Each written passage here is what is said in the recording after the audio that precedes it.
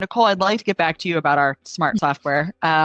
Specifically with FINEOS, like, can you share how our application can support those who are managing accommodations? Yeah, absolutely.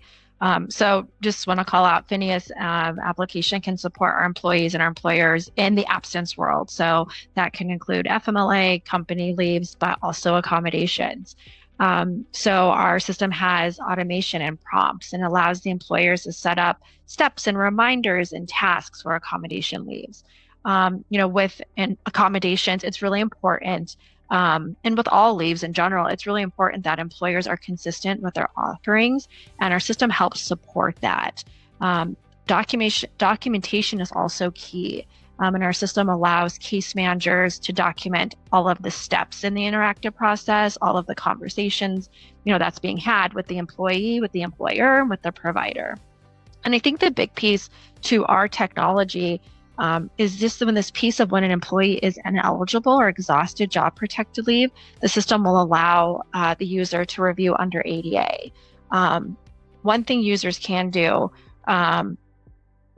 in our system is, being able to review medical, and it could be medical under an absence case for FMLA, but then also if they're transitioning to ADA, our system allows these cases to overlap or be reviewed in one setting. And so you're able to, review the medical that may have came in on a disability or FMLA claim and review an accommodation if that information is there. And then I think the last thing that's unique that our system brings is the evolving compliance need, is that transition from FMLA to ADA. And so, we've talked about this, it's not uncommon for an employee to need more than 12 weeks off of work outside of the FMLA. And the system is able to transition from FMLA to ADA. And then when an employee might gain back time, then it might need to get kicked back to FMLA again.